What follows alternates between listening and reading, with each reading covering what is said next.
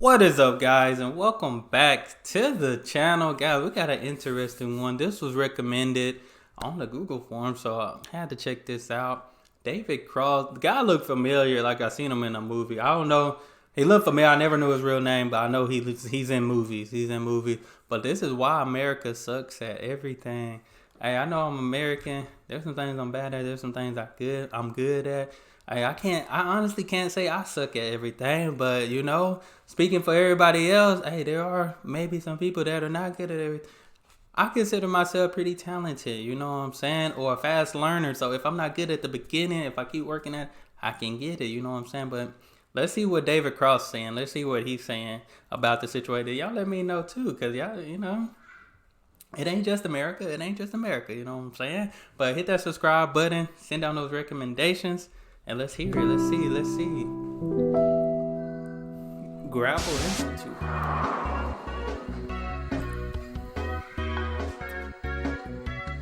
America. Not the rap pageant. America is the greatest country on earth. The strongest, the richest, the most powerful country on earth. As an American, I'm sure you've heard that roughly 135 times a year. 235 if you go to public school. 335 if you go to a Christian academy. We're told that Americans have the best lives of any people in the world. That we have low taxes, small government, and the highest living standards on earth. And most inaccurately, that we're the freest. Well, it is partly true. America is the richest country, not just in the world, but in the history of the world. It's really hard to comprehend just how rich we are. We have 18 million people who are millionaires. Wow. American households own about $100 trillion in wealth, an almost unthinkable amount of money. Okay, so America is the richest country ever. But there's a curious paradox. Most Americans actually have a much worse standard of living than people who live in poorer countries like Germany or Finland or Britain. But how can that be? That shouldn't make any sense. Well, here's the shitty deal. Americans get significantly worse services because our tax dollars don't fund them. So of course, hey, y'all been saying that in the comments, and that's my problem with the taxes, you know what I'm saying? And I know y'all like, hey, where we're from, hey, the tax dollars, they're being used the right way. Man, he finna get into it. Worse services because our tax dollars don't fund them. So of course our services are worse, and thus we enjoy less happy lives than people who live in the aforementioned countries. Not that difficult a concept to conceive, really. You get what you pay for, said the cartoon dog to the other cartoon dog. Wow. And while you might think the reason American tax dollars don't fund as many services is because we pay lower taxes than other countries, that's not even true. When you add federal, state, local, and sales taxes and include other costs and services that our taxes don't cover but other countries' taxes do, like our uniquely high health insurance premiums, you'll find that Americans actually give away more of their wages than most of the developed world. Wow. For example, in Canada, for a married worker with 2 kids, all of the previously mentioned costs combined, from taxes to health insurance premiums, make up only 11% of the average wage. In the UK, it's just about 26%. Meanwhile, once you tack on the cost of our outlandish health insurance premiums, you're spending a whopping 43% of your paycheck. That's more than France, Finland, Sweden, and Norway. In real reality, Americans keep much less of what we own than in other countries. In other countries, their government takes a bit more tax, but then gives that money back to their citizens in the form of healthcare or job support or a general safety net for all We don't get none of that at all. We don't get none of that. In the form of healthcare or job support or a general safety net for all vulnerable citizens, no matter how dusky they are. So what do Americans get for the money we pay in? Well, sure, we get a crumbling infrastructure, shameful homelessness, and millions of hungry, neglected children, but we also get some of the worst services in the developed world. Again, our healthcare. American healthcare is simultaneously the most expensive, the least efficient, and the least effective healthcare system in the developed world. Hey, the devil's trifecta. And in exchange for this extremely expensive, inefficient healthcare system, what do we get? Well, we get some of the worst health outcomes in the developed world. We have fewer hospital beds per capita than people in Turkey or Brunei. Americans have a lower life expectancy than people in Lebanon or Cuba. And in the Mississippi Delta and much of Appalachia, life expectancy is lower than in Bangladesh. Wow. In fact, in 2017, the United Nations sent a commissioner to West Virginia to document what he saw, and he described, quote, third world conditions of absolute poverty, unquote. We even have a higher infant mortality rate than people in Russia and Serbia. In every single metric, America does worse across the board. So why is healthcare so expensive? Because it's so complicated. You have to look for in-network physicians, schedule an established care appointment, beg for coverage from your insurance company that couldn't care less about you, and that's if you're lucky enough to have good insurance. Compare that to Britain. And some insurance, like the deductibles and all that stuff, it's still outrageous. Like, I feel like it don't, like, you can have the best insurance and a deductible, it still cost you an arm and a leg, man. It's crazy. Less about you. And that's if you're lucky enough to have good insurance. Compare that to Britain and all of those other evil, socialist-like countries where it's simple. Public hospitals provide free treatment to people who need it. That's it. I'll repeat that. Public hospitals provide free treatment to people who need it. And here's the best part. Even though Britain offers healthcare for free, their system is actually a lot cheaper to run than ours. Per capita healthcare spending in the US is almost 3 times what it is in Britain, and almost 5 times what Canadians spend.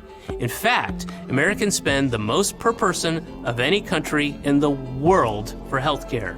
But the free market is more efficient, you screech. But in America, private systems often aren't efficient at all. Private drug companies have an incentive to charge whatever they can get away with for pharmaceuticals. In Canada, a carton of insulin costs about $20. In the US, it costs $300. Man, and diabetes is something that it can be hereditary, so it's definitely gonna be something that comes in people's life.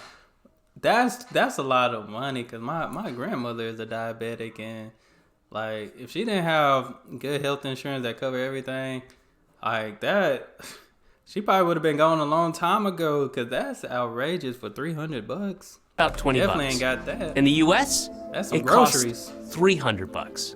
And with private insurance companies footing the bill, hospitals have an incentive to get as much money out of patients as possible too. In 2015, the average cost of an MRI scan in the US was $1,119.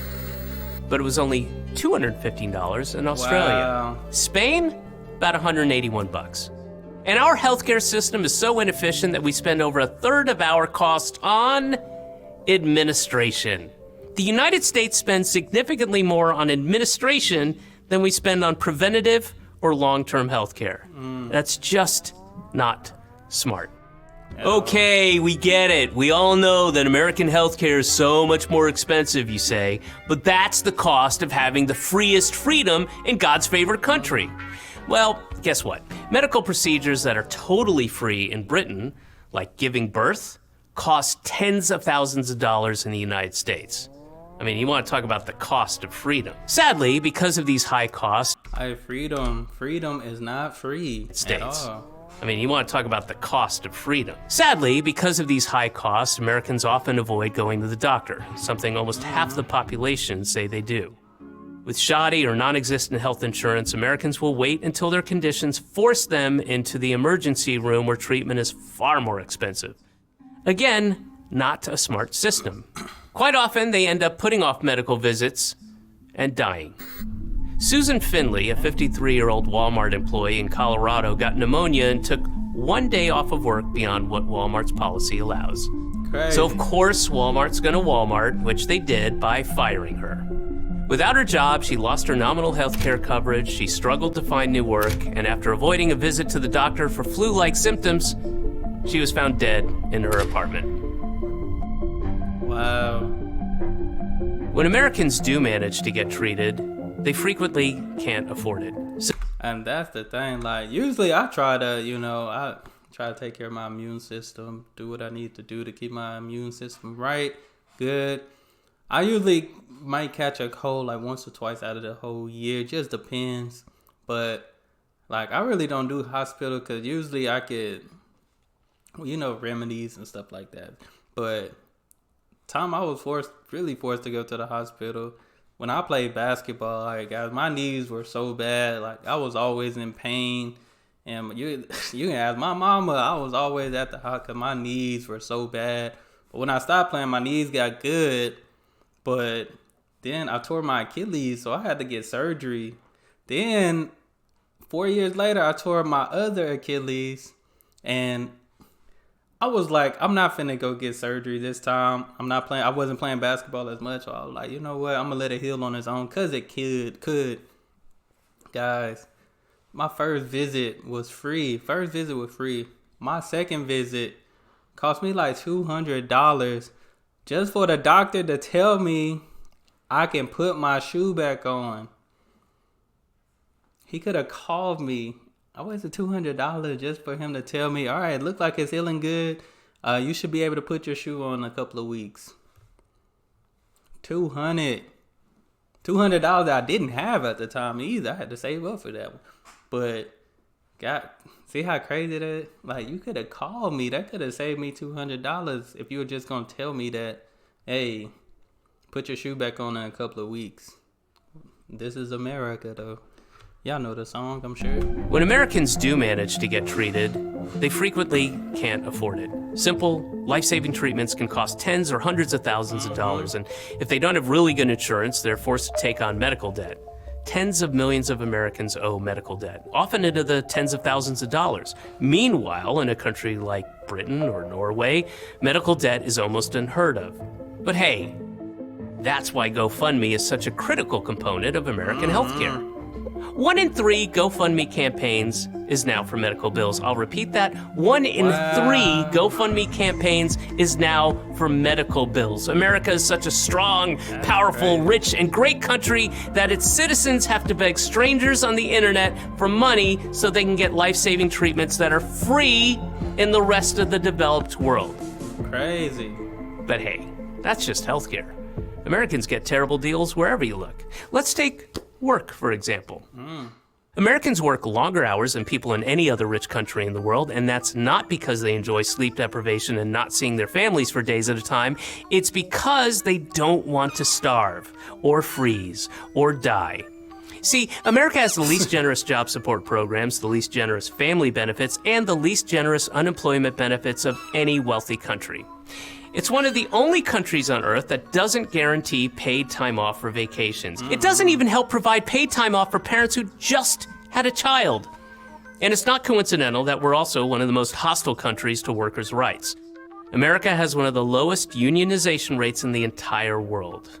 Maybe this deprivation, our refusal to give people the means to lead a good, dignified life commensurate with how rich our country is, can explain a bit of what we've seen in the United States over the last few decades. Fraying communities, rising rates of depression and suicide, huge numbers of deaths from drug overdoses. These so-called deaths of despair, suicide, drug overdoses, alcoholic liver disease, they're one big reason why American life expectancy has actually started to decline over the last few years. And with such poor conditions, it's not a surprise that poverty is so rampant in the United States. America devotes a smaller percentage of spending on social welfare than any other industrialized economy because, say it with me, socialism is evil. It's evil. Go to Denmark and try telling those happy, healthy families enjoying their paid vacation that their system of government is evil. Wow. Guess what? I guarantee they'll know you're an American. But I digress. Most definitely, because they're sound about just right. And I've seen a couple of videos where it's talked about the paid leave and just the days, the hours they have to work and how much time they get. This is why people are stressed. This is why people are depressed, because their life is just about work. I was finna go to school for engineering. I was 3 years in before I switched my major because I'm like, dude, I'm not trying to be at work all week for 80 hours. I just wasn't. And down here, like, people work a lot of hours. They make good money, but we know, y'all know, you trade in money for time. You trade in time for money. So you want to make a lot of money, you gotta get ready to spend a lot of time. And that's what I realized going. And I knew I wanted a career where I can spend time with my family, raise my kids and all that stuff, and be around my family, not stressed or nothing. Am I gonna keep my job? Am I gonna lose my job? I didn't want those worries. I didn't want that stress, right?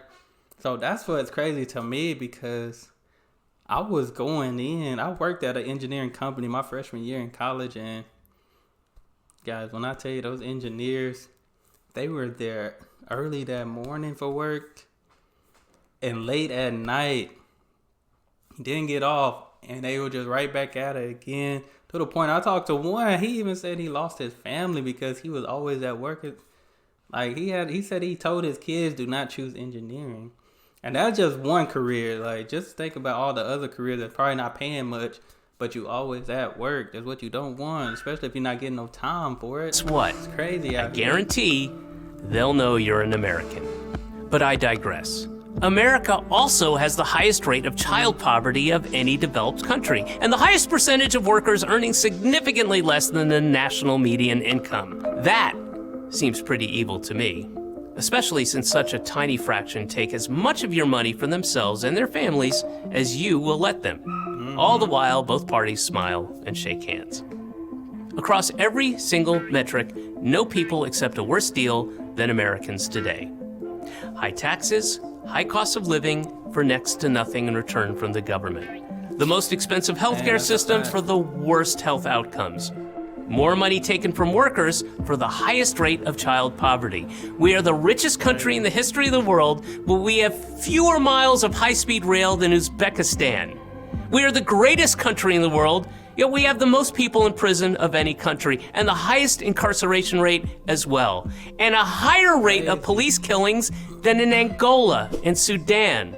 America is bad at everything because instead of choosing to make life better for people through a public healthcare system or more generous childcare policies or better public transit or programs that allow people to spend more time with their families, American law is designed and crafted to protect a class of parasitical middleman industries. Instead of using a proportionally tiny piece of the massive amount of the wealth in this country to make people's lives healthier and happier, most of our elected leaders are, and have been for generations, engaged in a massive project of looting, gently and lovingly guiding as much money as possible from working people into the pockets of the well-connected and the ultra-rich.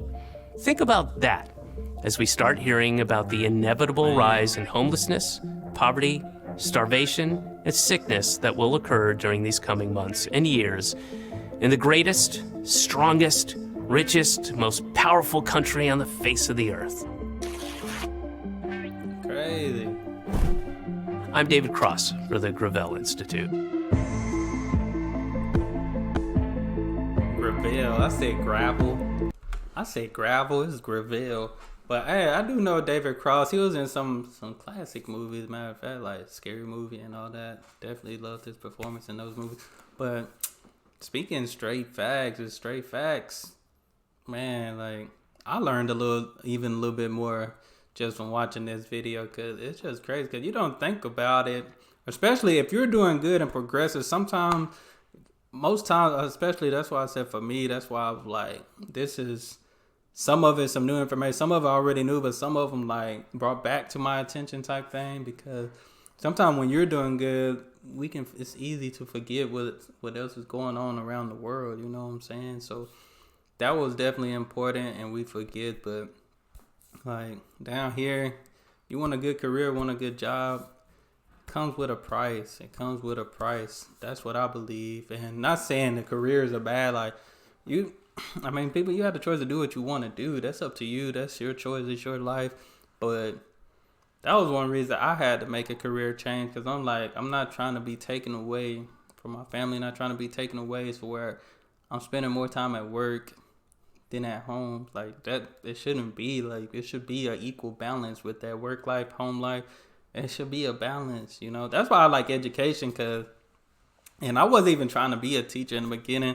I needed a job, and something in education popped open, and one thing I love was we had all the breaks the kids had, spring break, summer break, all that stuff. Especially being off for the summer really changed a lot because I'm like, wow, I'm still getting paid in the summertime. You know, the health benefits, it definitely could be better for teachers. All the health, it could be better. The insurance and all that stuff should be better for teachers, especially everybody, you know. But man, that was some good information. Thank you, David Cross. Thank you for those who somebody I have to see somebody sent me this recommendation on my Google form. So I appreciate you, you know, because I'm thinking why America sucks at everything. I was thinking skills, you know, different things like my skills can pay the bills type thing. But it's really just the things that should be provided that's not provided in America, that's provided elsewhere, cheaper, affordable, so the people can be taken care of. Y'all hear the presidents all the time talking about it's we for the people, we the people type stuff. Yet people still struggling. So, but guys, that's all I have. That was my little TED talk. But y'all send down more recommendations. Y'all hit that subscribe button. That's all I have. Y'all be blessed, be the best, and be you. I'm out.